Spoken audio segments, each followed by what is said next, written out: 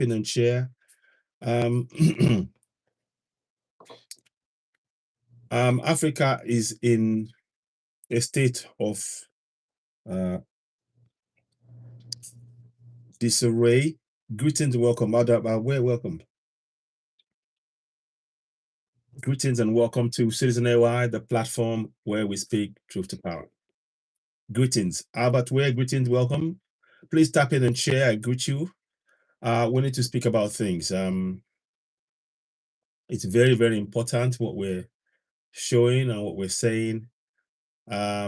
Please, we're going to refrain from using any trigger words. We will use pew pew. We will not say, we will use unalive. We will use terror. We're not going to use any trigger words. And anything we want to say on this platform has to be said following their what do you call it? Whatever they've said on there, in as much as we can.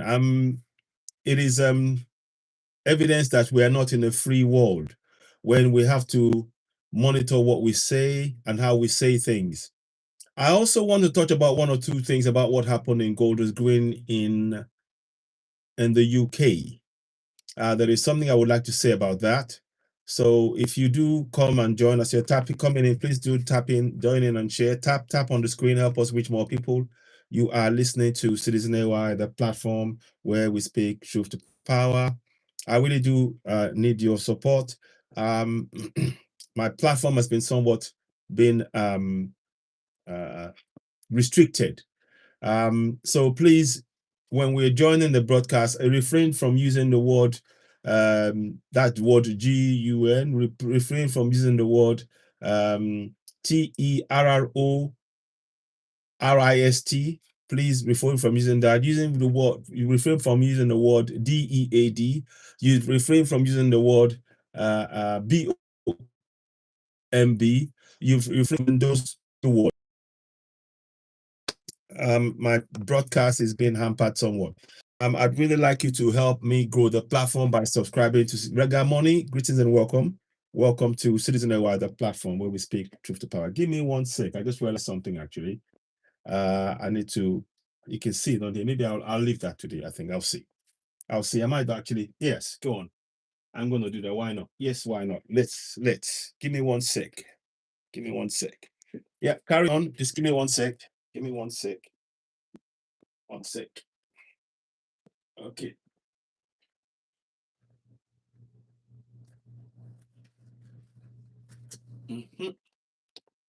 Okay. There we are. Yeah, that's better. Citizen AI, the platform where we speak truth to power. Just wanted to have this on. Greetings. Please share the broadcast. Help us with more people. Hi. Zemi661. Say hi. Ragamoni. Hi. Adoniadi. Greetings. Kinde. Kamara. Greetings. Frankie. Greetings. So I'll greet as many people as possible. Tap on the screen and share the broadcast. Help us reach more people. You are listening to Citizen AI, the platform where we speak truth to power. 1 second, please. So we're just going to try and go. I want you to tap on the screen. Help us reach more people. Yes, tap on the screen. Share the broadcast. You are listening to Citizen AI, the platform where we speak truth to power. It's been very difficult to be coming on a regular live because my broadcasts have been somewhat interrupted on many occasions. So I found that it's been very trying, but we are nonetheless going to keep trying to, bring information as much as we can. Again, one of the things that we have to be aware of, and I think I heard something about this, there is a plan that is being put in place that maybe we are not even going to be allowed to, people will not be able to see us on the algorithm in the coming months. The UK government is planning to restrict those who can actually record, who will get following. Your people like myself who are independent, our broadcast will not allow to be recorded, to be played, so that they can, to be shown to people. The algorithm will only respect people, accept people, organizations selected, by the system. So that's yet more censorship. But we will carry on, and this is why I keep saying we need to be supporting. I'm currently waiting for a reply from Leke. I've joined Leke. And I'm going to try and expedite that, and I'll tell you how that goes. Greetings and welcome to Citizen AI, the platform where we speak truth to power.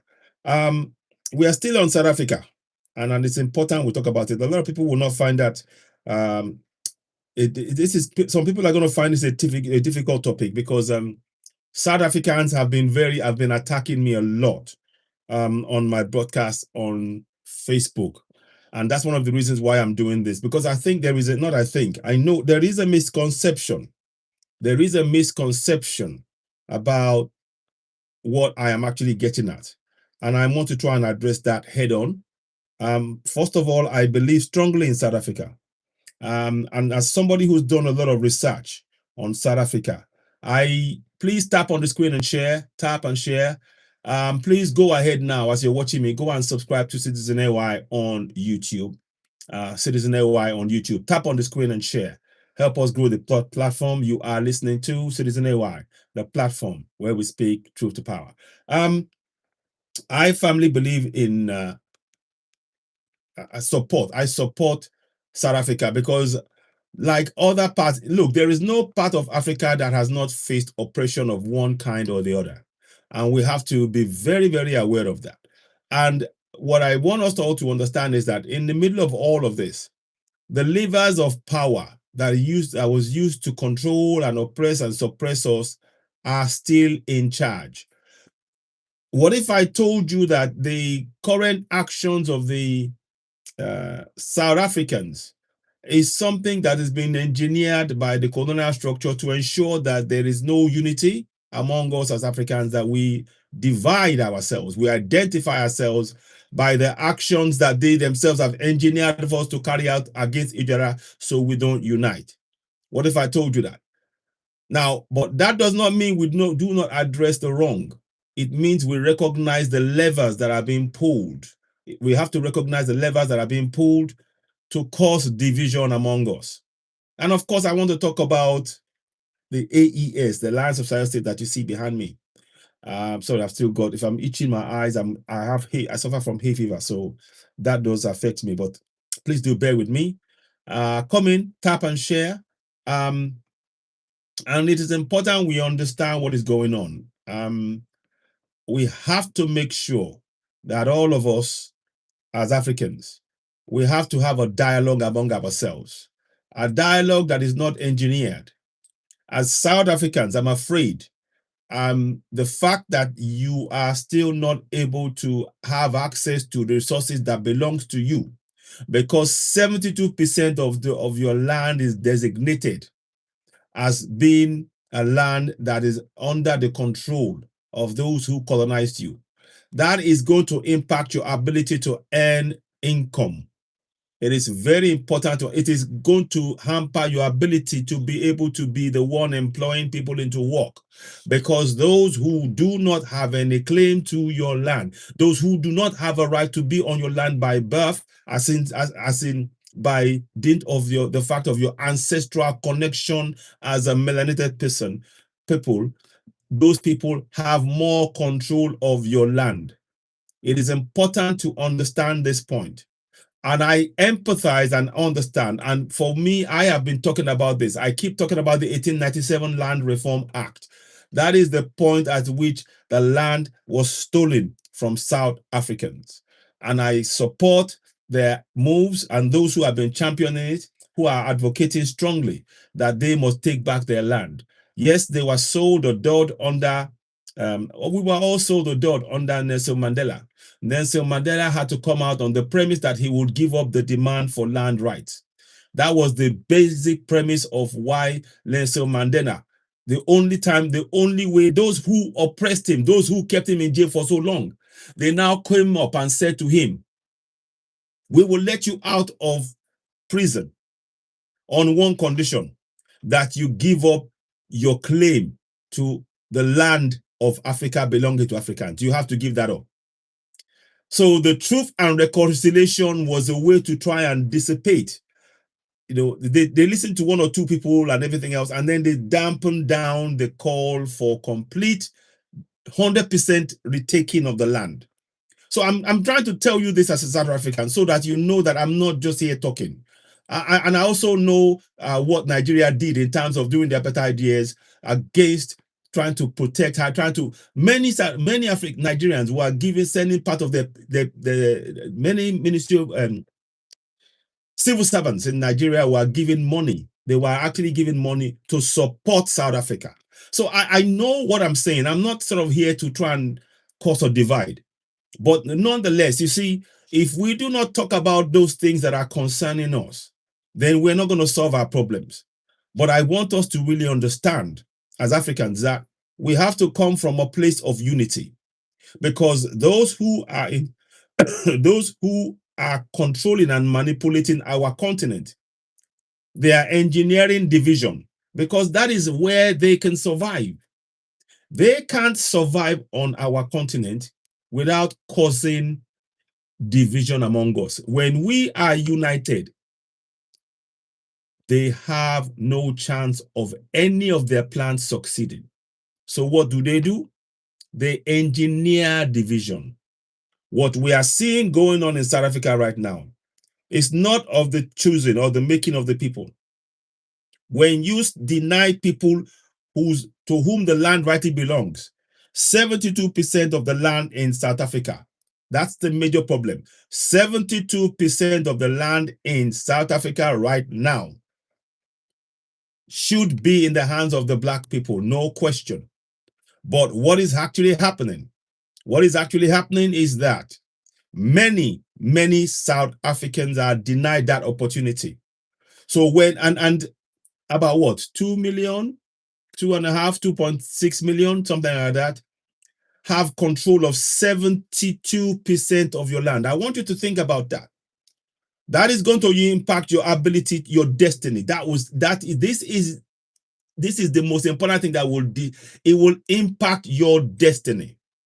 It is impacting your destiny, not only yours. Generation after generation after generation after generation will continue to suffer the injustice, because the people who came and took your land are still in control. They sold us Mandela as a hero, but he was a man that was acceptable. Any man that is acceptable to the colonials is working for them. When the colonials say, yes, we support this black man, when they tell you we support this black man, you need to understand that that support comes at a price. The black man standing up, willing to stand and speak for them and say, look, let's work together. They are paying him a price. In the case of Mandela, the price was his freedom and to give him whatever he wants and his family and generations to come. I'm sorry to say it. I have his book, The Long Walk to Freedom. I read it.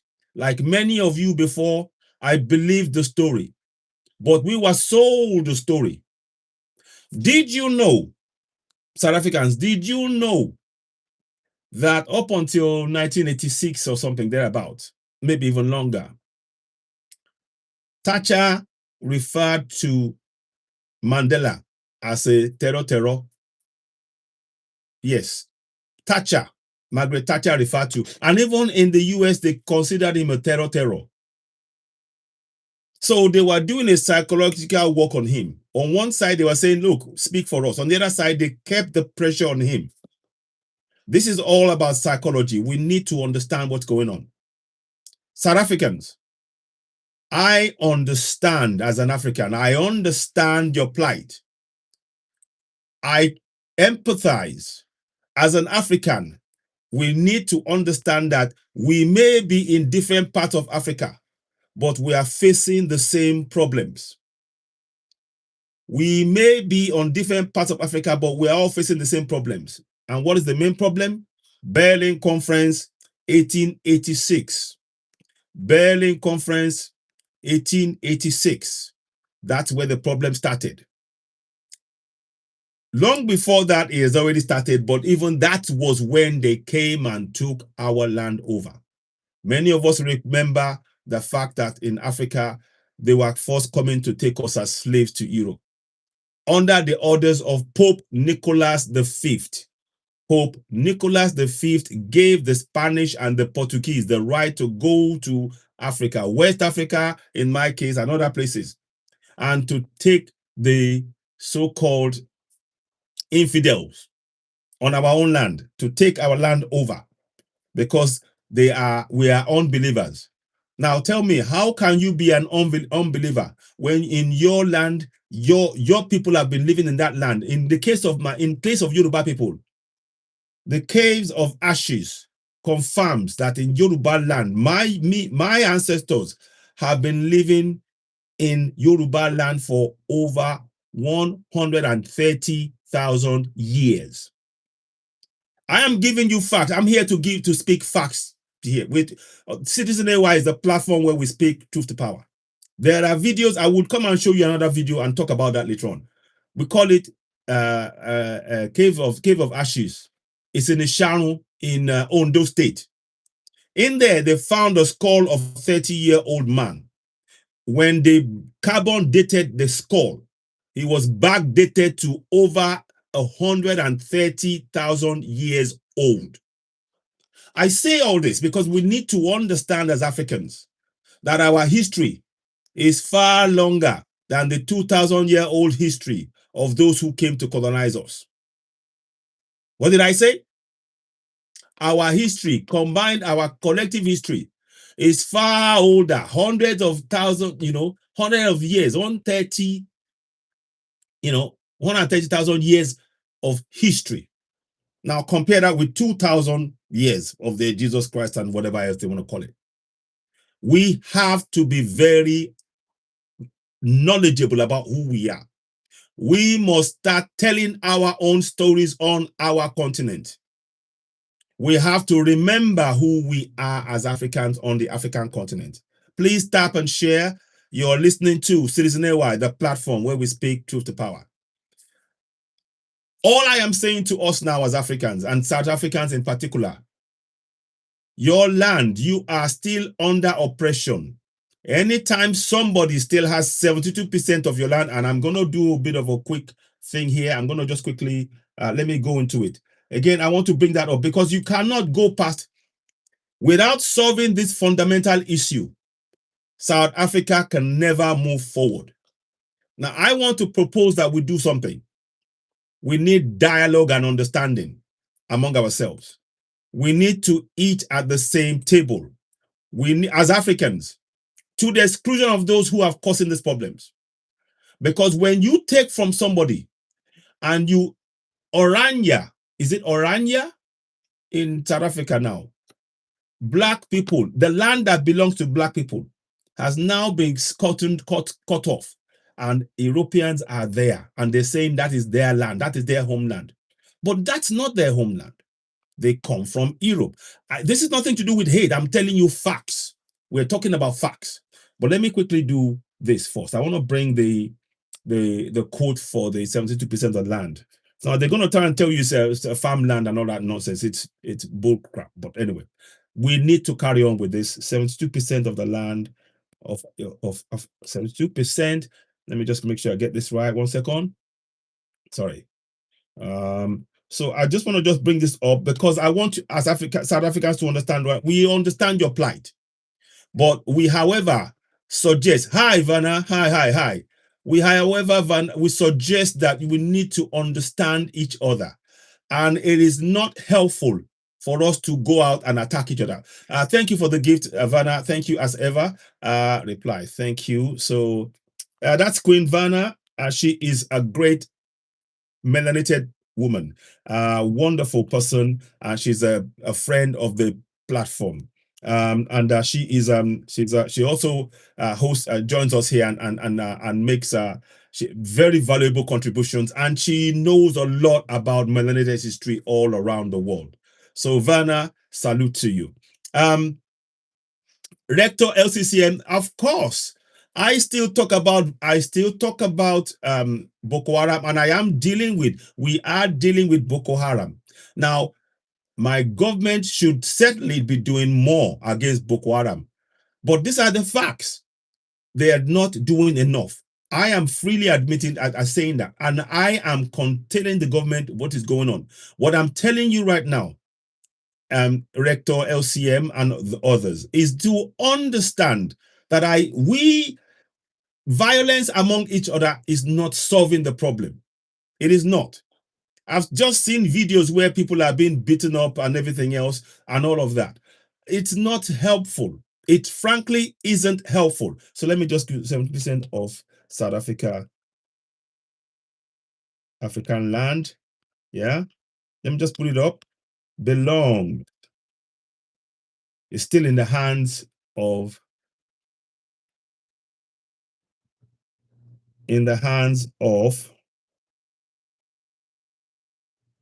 colonizers. Okay, so they're gonna try and tell you it's something else, it's that, it's this, and everything else. They're gonna try and do that. But I say I've covered that on my platform a lot of times. I have covered it a lot of times. 72% of the land still belongs to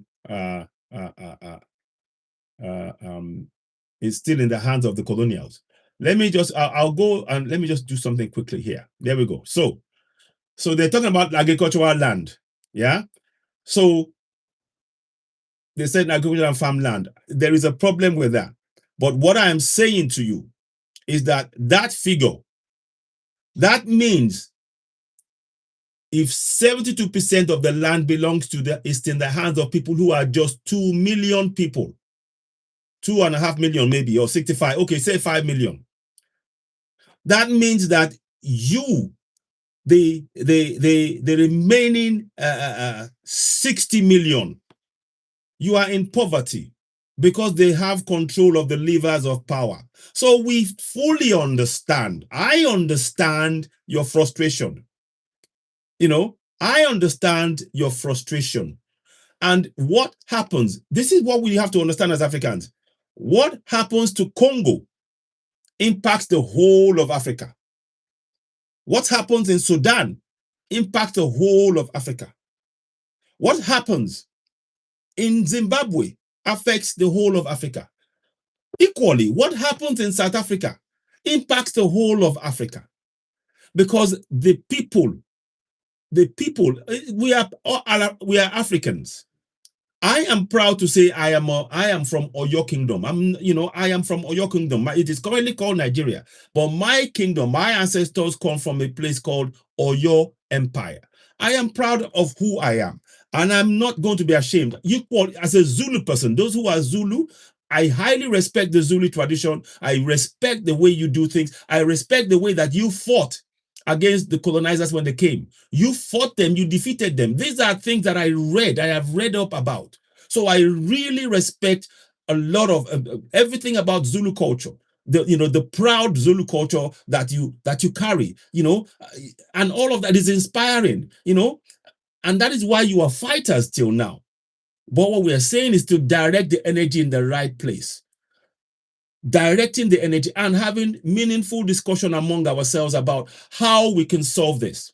So the point I'm making is we're trying to break this down.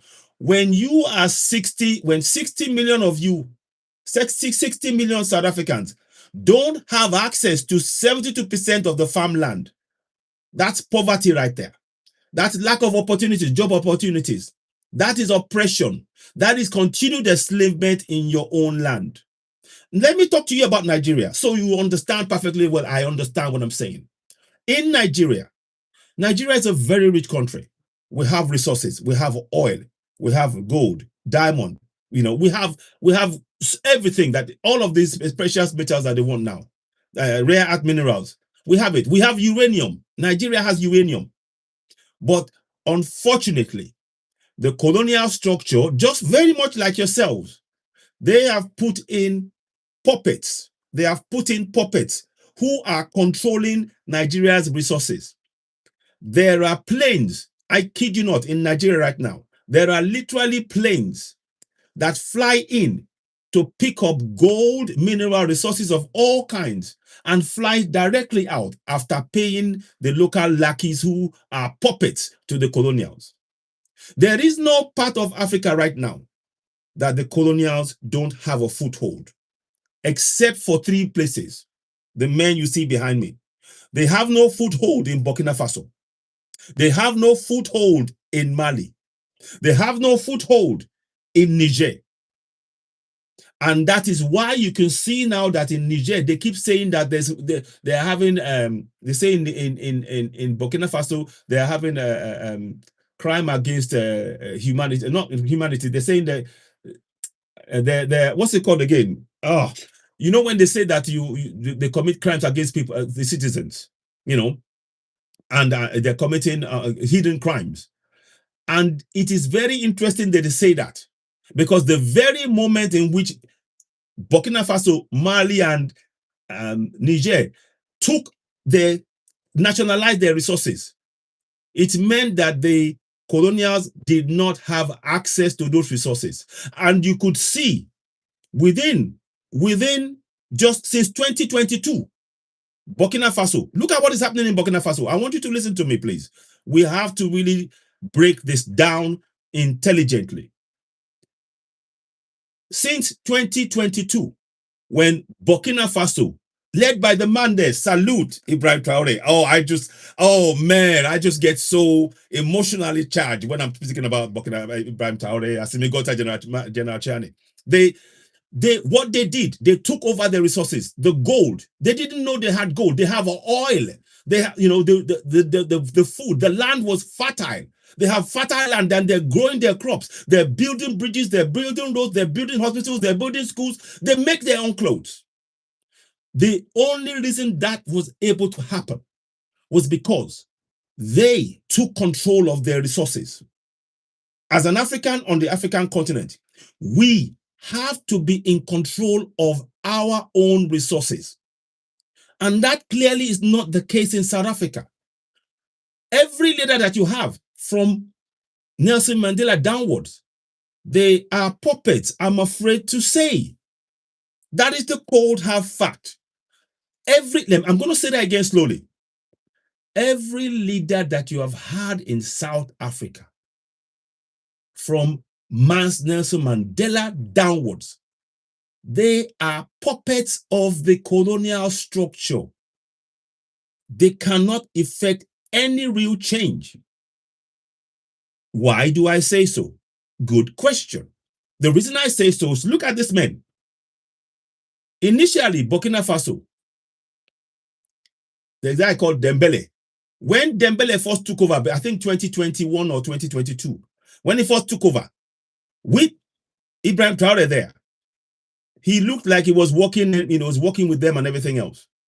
And then within 6 months or so, Ibrahim Traore said, no, this man is working for the French. So they organized a second coup because it was for the people. And guess what? Boom, Dembele was out. And now within that, as soon as Dembele was out, let me give you an example of what I mean. Burkina Faso, for about over 20 years, they never had their own airline. So let's go and look at Burkina Faso airline right now. They never had their own. Under Ibrahim Traore, he used the gold. He traded in the gold of their land to buy the plane, cash. No IMF loan, no. The resources of the country, he used it to benefit the people. That is real leadership. I'm going somewhere with this because there is some link between what I'm saying and South Africa and indeed Nigeria.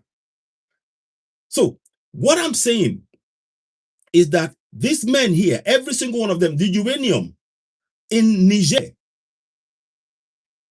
before when Bazoum was there, the French were taking the uranium and they were paying per kilo 70 kilos, 17 euros, 70 cents per kilo. Now that General Chani took over, they had to, if France wanted to buy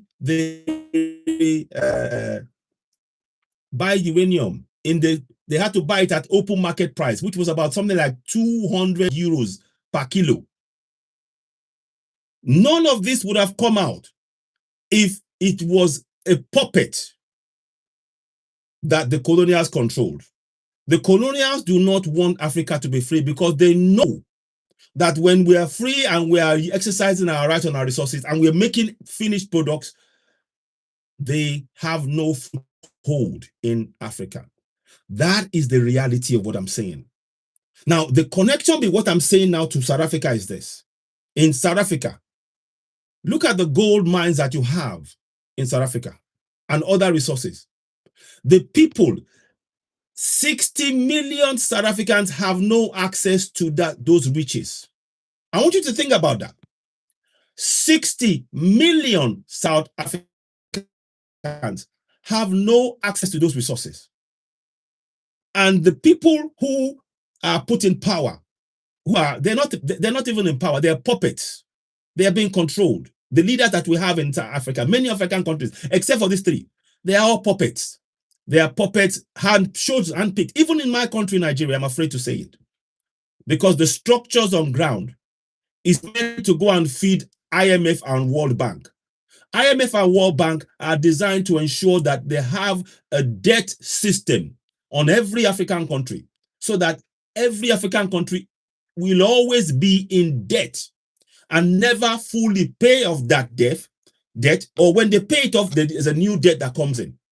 It is a cyclical thing that they're doing to keep us in a perpetual debt owning state. That means that we will never be able to focus on developing our land. And that is why I am saying now about South Africa that I understand.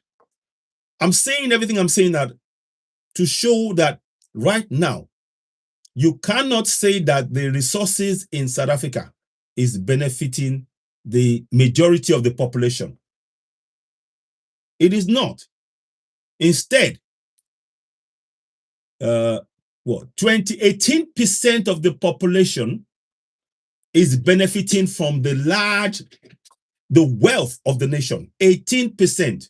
The remaining 72% are in poverty. So I understand. What I'm saying to you is, as a South African, I understand your plight. I understand your frustration. And I understand you have a right to voice out. What we are hoping to do, and I'm hoping that many Africans can understand this, we need to begin to unite across the whole of Africa to solve our problems. Because for too long on the African continent, many of us have just believed, oh, we leave it to somebody else. But who are we leaving the problem to solve? Who are we leaving the problem to solve?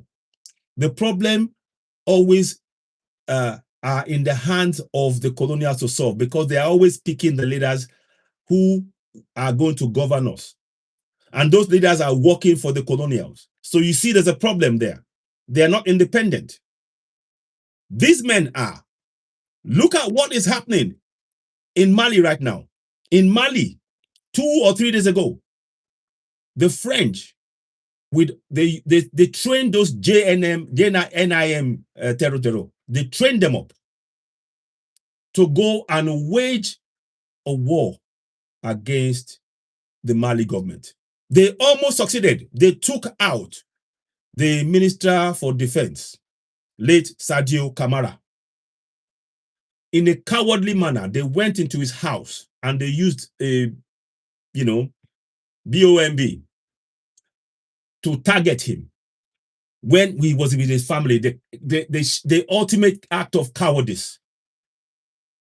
They went to the man in his place where he's the most vulnerable with his family. And this was something that those JNIM people wouldn't know this. They wouldn't know the coordinates. They had to be given by people who are outside the country, the colonials. That's what's happening. So what then happened now is that the first few hours or so, the Malians they were a bit caught back. They were back foot, and thankfully they had already been working with the Russian military as well, who were on ground with them. So what that meant was now they were able to push back a little bit, but then they withdrew tactically, and then they came back with force. Now this time Mali didn't come back on his own. The AES, they had they had set, each of the countries has set 5,000 military men aside to deal with any insurgency. And what happened? The 15,000 men came as backup for Mali. So they went against the JNIM. So look at what happened. JNIM and the mainstream media could not say it. We have all seen videos of AES and Mali and the Russians dealing with these people, helicopters, drones, neutralizing them all over the place. Right? And now, for the first time, the whole of Africa knows, hang on, we can do this. We can do this because this is what they're showing us. South Africans, there is a lesson in there for you. Nigerians, myself, there is a lesson in there for me. Because as I speak to you in Nigeria, our resources are being looted by those same terror people in exchange for pew-pews. There's a lesson in there. So, what I am saying to you now as South Africans, the video where people, I've seen too many videos where South Africans, and I understand the frustration. Like I said, I understand the frustration of South Africans. I fully understand when you are a South African, a black South African, a Zulu man, or other tribes as well. Please don't. You are meant by right. This is your right. Your right has been trampled upon. So when the people, the colonials have created a structure, the colonials, they keep you penned. Like since 1897, they've kept black South Africans penned in a corner. And then they've now controlled what they pay you. And when you start saying you have a union, you are going to, no, I want more pay. They decide, you know what? No problems. We're going to show you. They bring in workers from outside. Because it's all about control. I am discussing my own problems. I just told you that Nigeria is suffering. So Nigeria is suffering from the same issues. It looks slightly different, but it's the same thing, Rector. And if you want to come in, we can talk about it. I never said Nigeria is perfect, but we have the opportunity to be. And in fact, I am advocating for something else. I'm advocating in Nigeria for regional devolution of powers, because that's the only way we can really release the grip of the colonials on Nigeria. So I'm not here to try and, you're not suffering. Oh, so what do you call 72% of your land being in the hands of those who colonized you? Farmland. 60 million people need farmland. But that farmland, 70% of you need the farmland, but it's in the hands of the 18%. How will you not suffer? Let's be realistic. Let us be realistic. I'm not trying to break things. Look, in Nigeria, I say it. I've said it before. Every Nigerian should be a billionaire based on the resources we have in Nigeria. In Nigeria, we have over 40 mineral resources, including gold, oil, gas, second largest in the whole world, uranium, bitumen, 40 major mineral resources around the world that is required around the world. So what I'm saying to you here is not, I am saying this because we cannot carry on attacking each other, because that's exactly what the colonials want. They need us to be fighting each other so they can take the resources. Look at what is happening in Mali again. I'll go back to Mali, Burkina Faso, and Niger. They have not been able to get their hands on the uranium since General Tiani took power from Bazoum 2022. They have not been able to take the uranium on the cheap from Niger. They are having power problems in France as a result. Now, Niger is saying, fine, if you want the resources, I can sell everything you want, but I will dictate the price at which you buy it. You don't tell me to use safer that you print in France, and for me to use safer, and then you take their money using the euro to devalue our currency, the safer, so you can buy my resources on the cheap. It is not going to happen. That is what you need to be doing in South Africa. But I understand that when somebody's hungry, many people are hungry in Nigeria right now. There's a lot of hunger in Nigeria. People are hungry in Nigeria. Again, it's down to the resources. There are many places in Nigeria right now where the people are being chased off their land in Nigeria because of resources. It's nothing to do with religion. It's nothing to do with Islam or Christianity. That is a smoke screen created by the colonials so they can come and access the resources of Nigeria. So whilst we are busy talking, oh, you're a Muslim, I'm a Christian, and all that, we're fighting and everything else, they are clearing people of the land so they can have direct access to the resources. That is what they were doing in Niger. They were given, France was given JNIM support to go and destroy things, and they were always targeting areas where there are mineral resources. We have to understand this. We are all facing the same problems. If we can understand that, we can begin to understand that they create, look, it's like a moving goalpost. Now, for example, the West are afraid now. You know why? They know that we are waking up now, and it's going to be difficult for them to stay in Africa. Do you know what they started doing? And Burkina Faso has been clever to it. They have started trying to take all the herbs, the trees in the ground. Some company came and said, oh, we are going to make sure that we have the rights to every tree, like the moringa tree that's growing all over in over Africa. So they are trying to give themselves the right to those things so that we cannot use it. We will have to go through them, and they will have to now tell us, they will give us the equivalent of that stuff in their chemicals, because they know that they can no longer keep control of that land. So they are moving the goalpost. Firstly, they started enslaving us. When we woke up to that, they said, okay, fine, you've got your own land, but we weren't really free.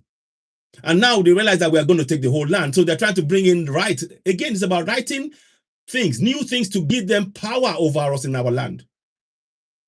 As Africans, we have every right to benefit from the resources beneath our feet.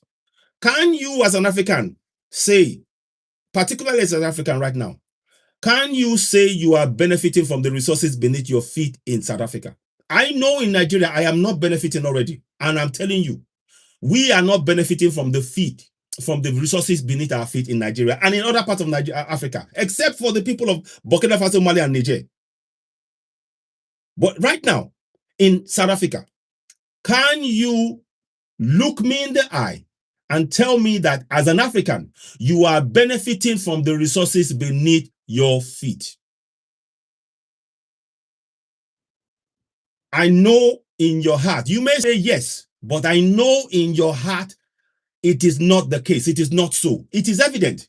Because when 72% of the land that belongs to you is in the hands of those who colonized you, you cannot benefit from the resources in your land. It's impossible. What I'm saying is happening in Congo. It's happening in Sudan. It's happening in all parts of Africa, except for these three places. That's why they're waging this attempt to dislodge these great men. They are showing us. In the AES, for example, they have started controlling the news that goes in and out of that area.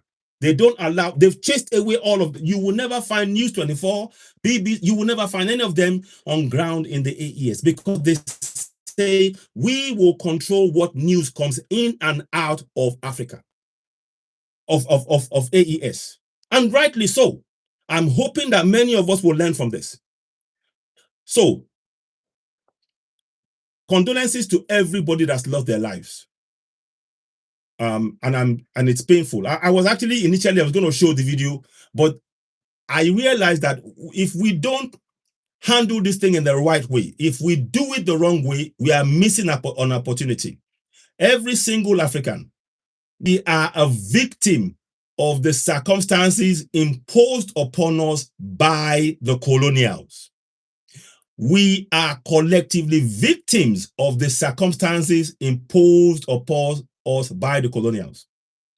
And I see somebody talked about Dangote. Dangote is finally waking up. I salute him. Great. But do you know that Nigeria, one of the largest oil producers in Africa, we don't have enough, we're not producing enough oil for him to be able to use to even make the price of oil cheaper. Because the government of the day, through the colonials, they've been selling our oil to many countries outside even before Dangote finished that refinery. So we are paying some things. This is fraud. What is going on in Nigeria is a fraud. By now, the oil price in Nigeria should be the lowest in the world. It should be the lowest price in the world for Nigerians. And it should be cheap enough that they can even go, they won't even feel it. Because we have it. It's in our soil.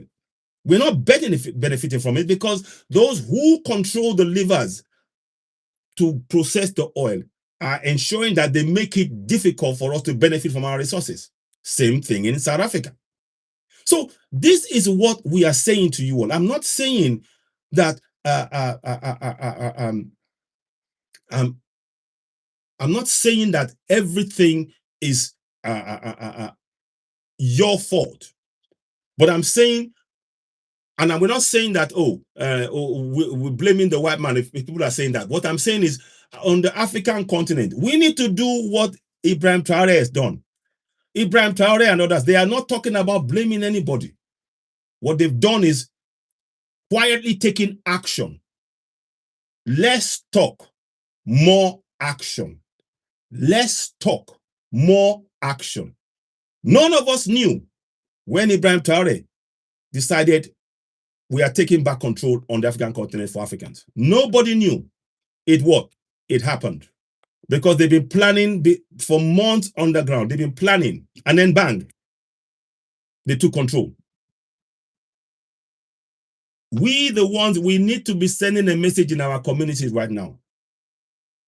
Our enemy are not fellow Africans.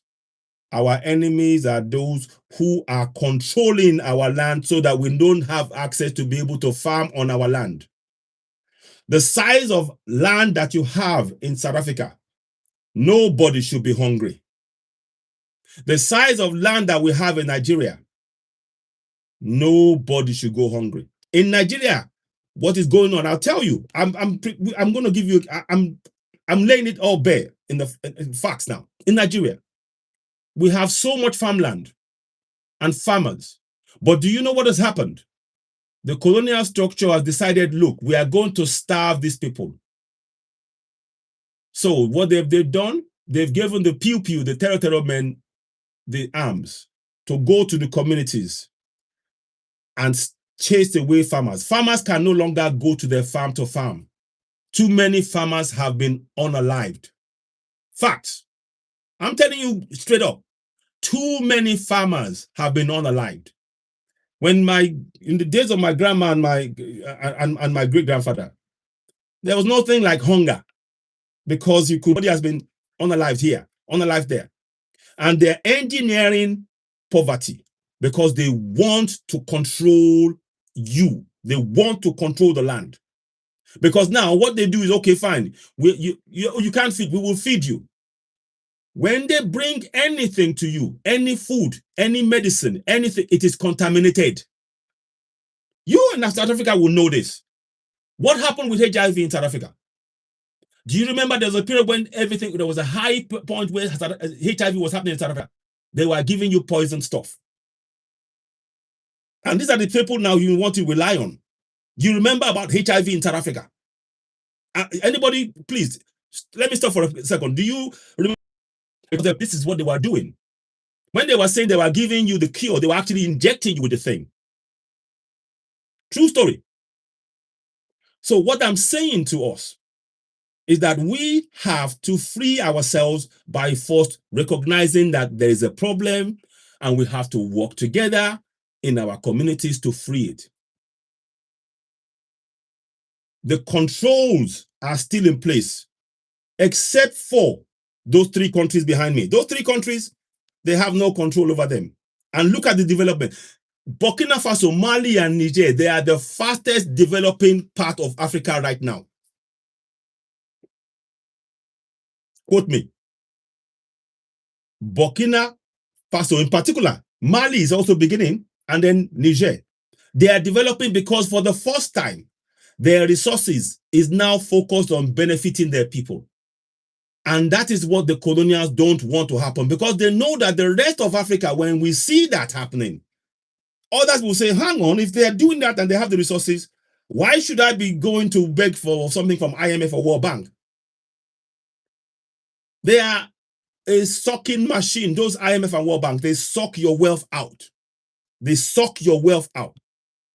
We don't need any of them. They are just a mechanism to impoverish Africa.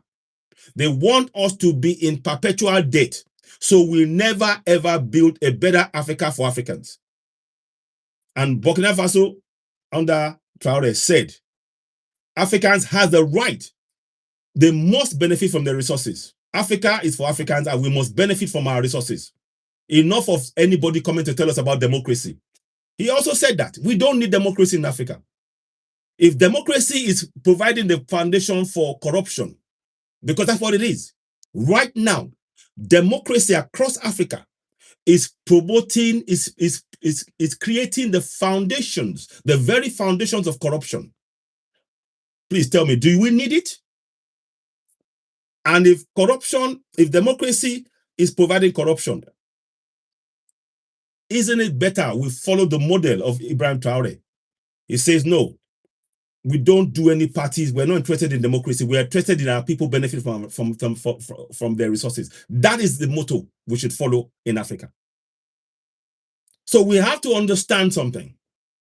Those we call leaders in Africa, except for these 3, they are puppets. We have to recognize that.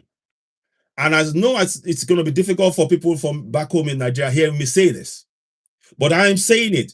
When you are operating in a system created by those who colonized you, you are not in control. Let me say that again slowly. When you are operating within a system created by the colonials on your own land, you are not in control. Likewise, the same case for South Africa. So we need to wake up in South Africa.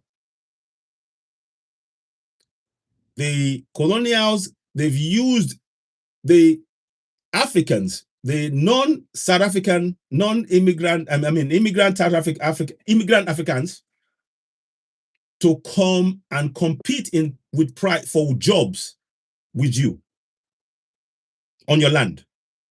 So they lower the price.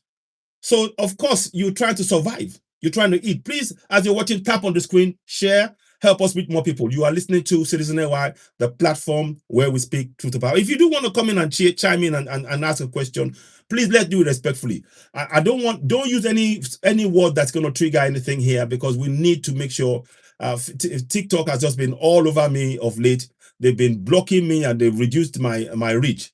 And I had to just, you see, I took some time off just to not go in. But what is going on in South Africa now is something that's actually woken me up and realized, what am I trying to achieve? What is it that we're trying to do? And I wanted to speak to people. And we have to reach across the divide across Africa. So if you do want to speak, indicate, I will bring you up. But please, let's do it respectfully. I am not here to attack you. What I will say, I'll come back to it. Let me just hold that off for a minute. What I want to say is this. It is clear that what is happening in South Africa is by design. Why is it that the police are more or less bystanders in this? Why? Why is it that so many things are happening and the police, the law and order is not happening? It's not happening for you, and it's not happening for the immigrants. And I've seen videos where the police have actually been filming those who are, who are saying all this stuff about immigrants. The police was filming them. And this is all clever psychology to create divide. So now when the police is filming a fellow South African and an immigrant is watching, doesn't that create division? It does. And that is the point I'm making here.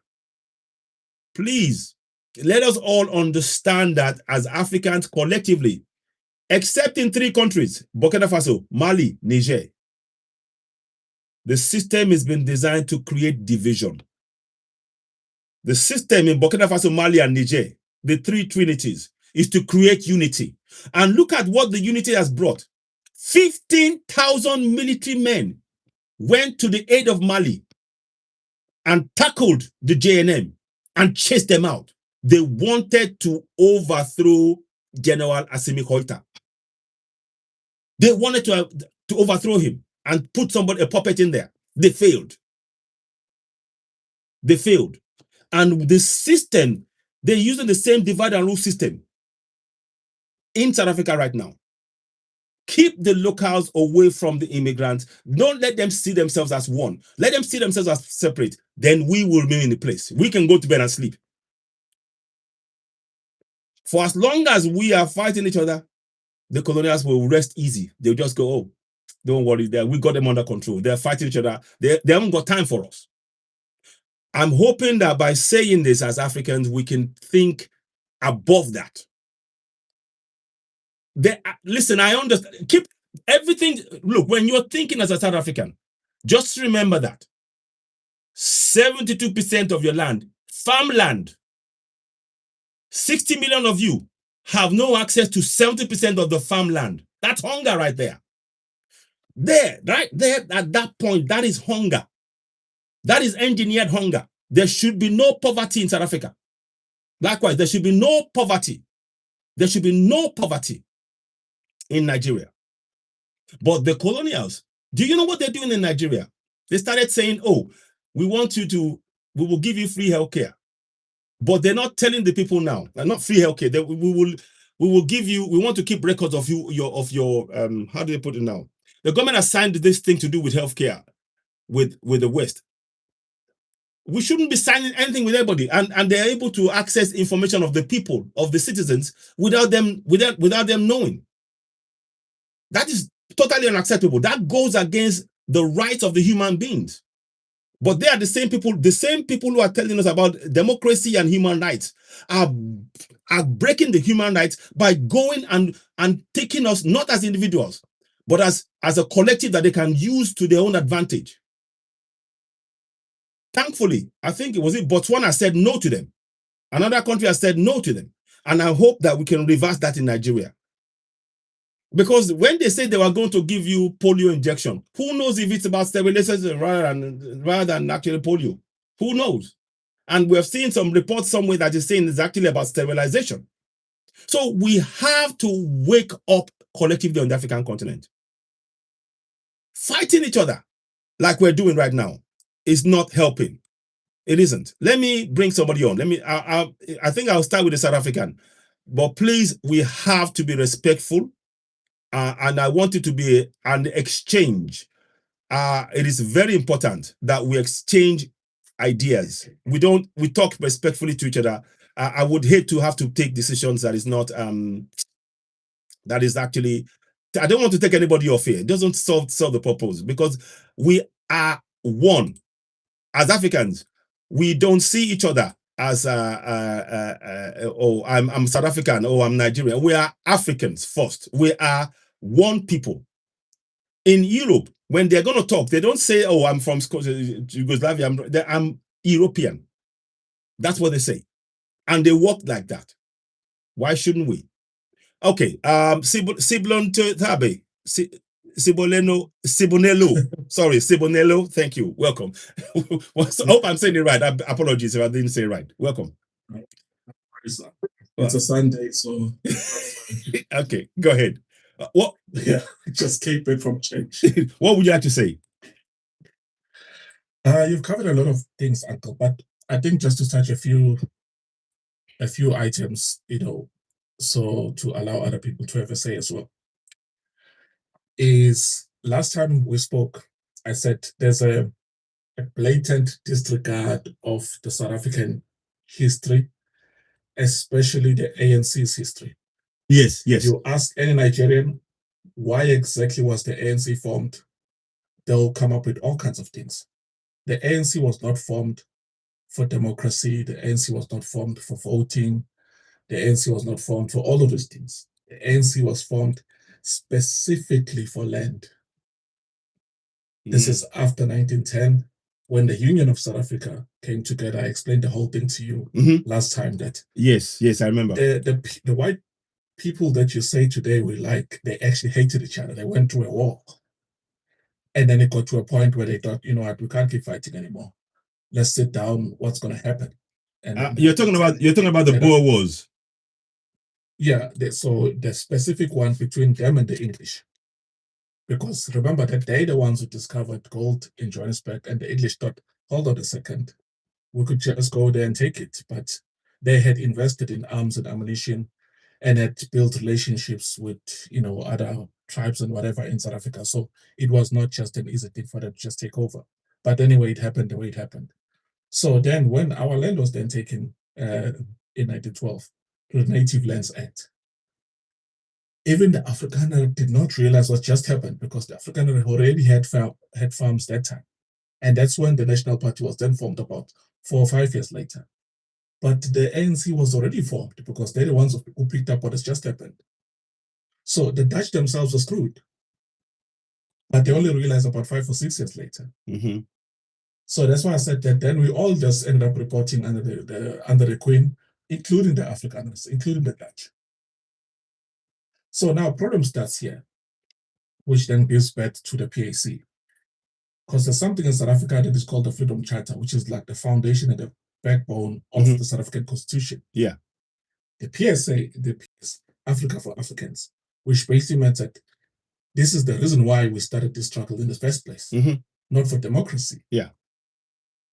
The ANC goes on, whatever happened, very long story, and then come back with the Freedom Charter, which says it belongs to all who live in it.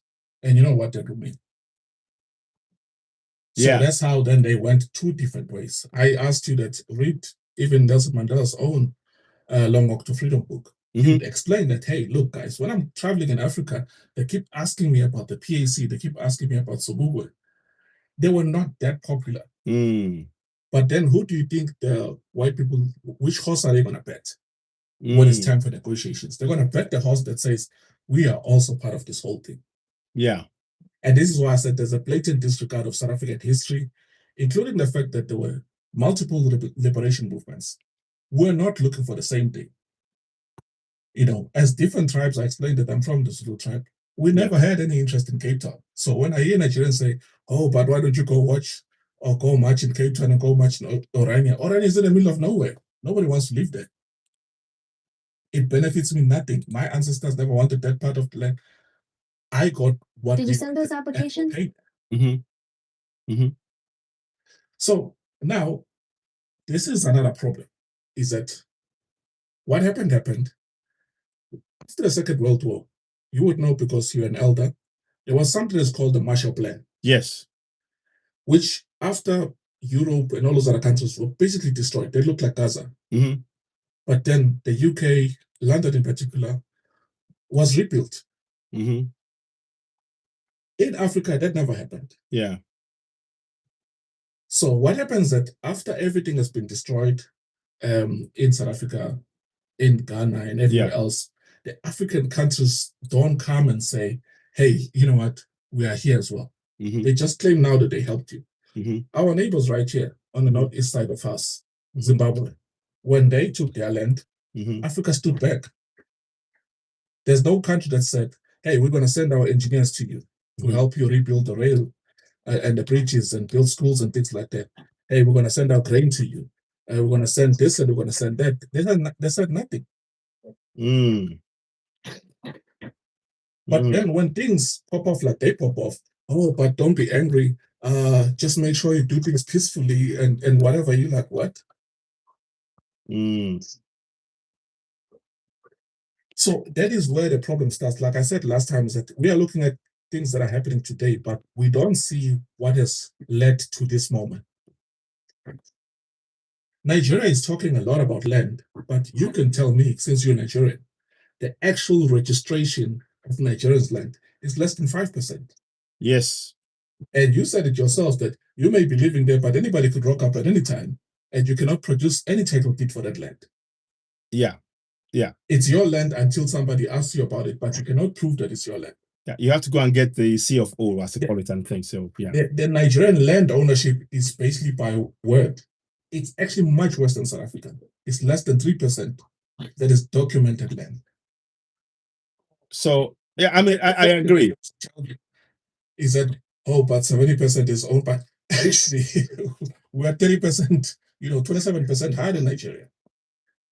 But nobody wants to tell Nigerians that your land is not registered. I think that is changing. It's yours because you live in it. That's changing. The government comes. That is changing now, because a lot of people were. I mean, absolutely, you've had to. If you build anywhere now, you need to have that CFO. If you don't, it could actually be demolished. This is something that I've actually gone through myself. I've seen happen. So that has been the case, but it's right now, no way. You have to. People are very quick for that now, because they know if they don't secure themselves, they will be out on the street and nothing will. They'll be back on the street, and they don't want that. Exactly. So, but then, Uncle, to come in there and play devil's advocate, then a South African will say, but Nigeria has been independent for 67 years. What exactly were you doing during that time? Yeah, but you see, when it comes to independence in that way, we're not really independent. When you think about it, the judge, if I recall, your judicial system is still under the English law, English kind of law system, if I'm correct, in South Africa. Same in Nigeria. The educational system is again European. The religious system again is European. The financial system again is European. So